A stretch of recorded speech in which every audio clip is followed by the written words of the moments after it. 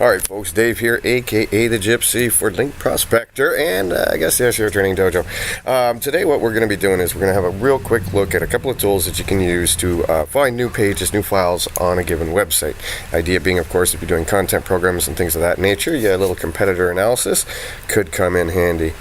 Alright, so before we get started here, the two tools we're going to be using is, of course, Link Prospector and Screaming Frog. Before we get started, it's kind of important, let's note that there's some pros and cons to both approaches. Link Prospector, they're only going to show you files that Google found on a website. Not really a huge issue, since Google knowing about a page is what's really important to us. Pages that they haven't picked up really is going to be a big deal. So that's kind of the snapshot that we're after. With old Screaming Frog, they won't show stuff like video files, but again, not a big issue, especially if you're going to be approaching this with both tools just to be safe. Okay, so for our first approach, let's start with Screaming Frog. What you want to do is open up a new project, and we're going to crawl a site, obviously, and we're going to create a new sitemap. All you need to do is simply export your XML sitemap.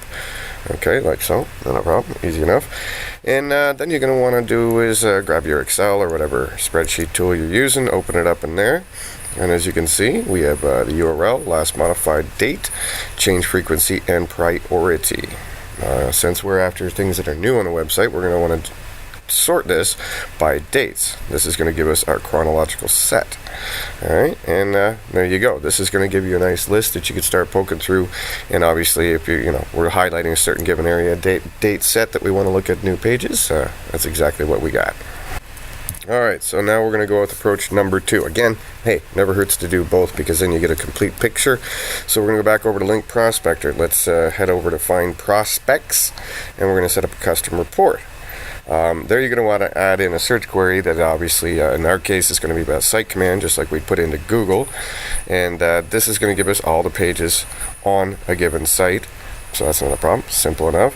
And so here you just, in this section, fill out your specifics for the site, your location elements. Web and blog is probably the best thing to do because obviously that's where a lot of the content's going to be on the blog, not just the site if it's e-commerce or something like that. And do the rest of the settings you're going to need. Once you have this set up, it'll run the report. It costs you a couple of credits, nothing much at all. It'll email you a copy, or you can access here on the page. And in our case, it's come back with aka 30 prospects, but in our case, is obviously going to be pages. And of course, it's going to be showing us the new pages. And from here, boom, boom, boom, look, you can see what we got. And this site, which of course ours in that range had about 30 pages. So, at the end of the day, what's the point of it all?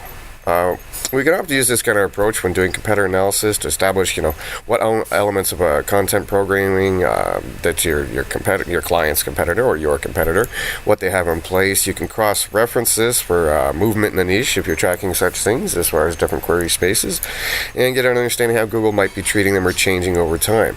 It'll also give us some, potentially give you some ideas as far as content for your own stuff. You know what I mean? What's the competitors doing? What are they up to?